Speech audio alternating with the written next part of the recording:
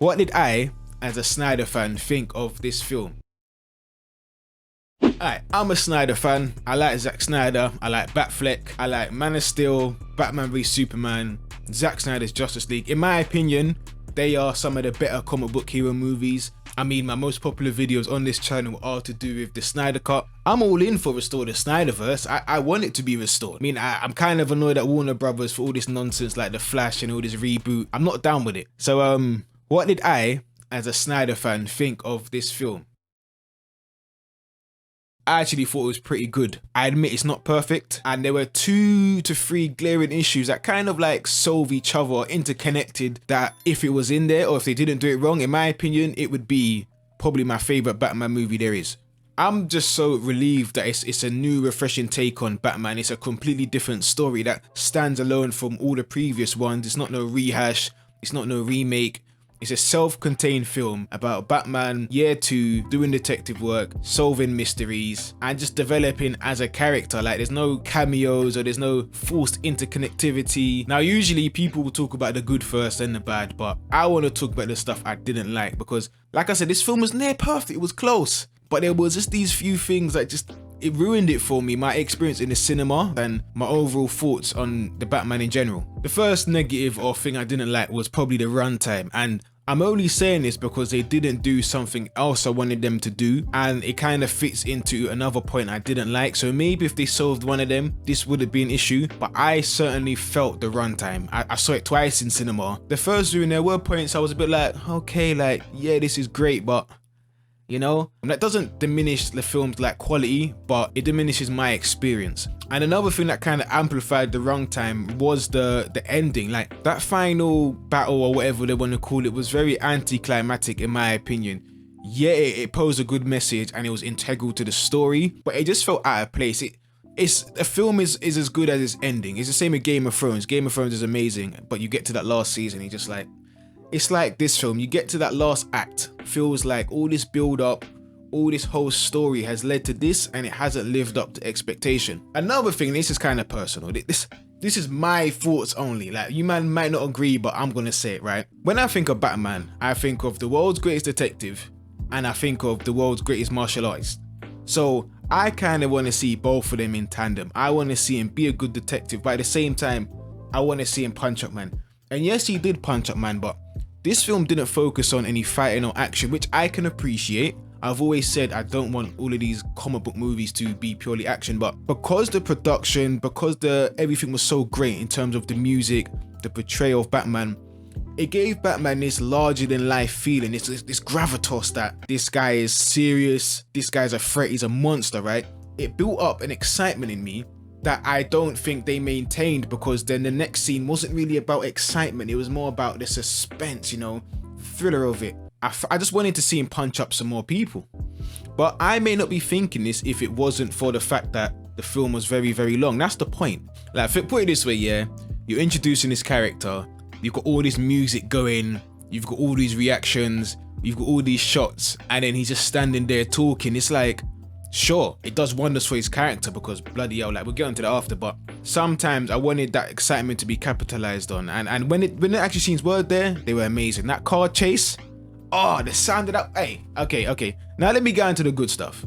The story, of course, was great, and I mean the overall story, and I mean Batman's story. This is a very early rendition of Batman, and it's not like Batman Begins where he's just becoming Batman. He's been Batman, he's been about, he kind of knows, but he's still in the dark, he's still lacking experience, so it does kind of feel like an origin story. This Batman is actually learning, he's going through stuff, he's still grieving his parents, he's still finding out more about his parents, and he still doesn't kind of know what he needs to be for the city.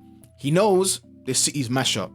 He knows he needs to be there, but he doesn't know how he needs to be there. And that's kind of Batman's arc. So he goes from, without spoilers, portraying himself one way to being something else by the end of the film, and I thought that was great. And even when you talk about the overall story, I like the Riddler story, I like the whole murder mystery, crime noir. Another thing that was great was the tone and just the grittiness. Like, I like darker films, I say this thing like every flipping video, but I like the fact that it was very, very grounded, but yet still felt larger than life. I kind of compare it to The Dark Knight. The Dark Knight, in my opinion, was ultra realistic, where this was very, very realistic, but in my opinion, it just had a bit more comic book aspect to it. Like, not as much as Batfleck or something like that, but nowhere near as grounded as Christian Bale's. I feel like it was a great balance that adds a realism and depth to the world that can be explored. And then what this tone allowed it to do, yeah, is set Batman up to be the dark. Oh my!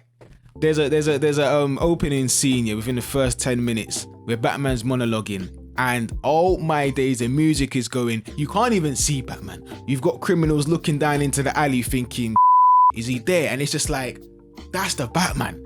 Them man are fearful of him. Like, wow. I think all the characters were great. Riddler was a brilliant villain. Very, very good rendition of Riddler, because Riddler can be quite wacky, but they've adopted him well to make him relevant in this universe, but also make him interesting and appealing. But he came across as menacing, unhinged, and I like the fact that, remember, these man, most of Batman's villains and even Batman himself, these men are kind of mentally ill. Riddler, in the head. He was deranged. He was not well. And I like the fact that over the course of the movie, you slowly start to see that more and more. I like this version of Penguin. I liked Falcone. I honestly like all the characters, right? And what they did is every character was done and established so well that it made the whole world of Gotham feel better. It made the whole world of Gotham feel alive. This felt like a shithole, but it felt realistic. Everyone had their own agenda. Everyone fitting nicely. Like, when I came back from watching this film, my friend was watching The Dark Knight, and the level of production that Batman had,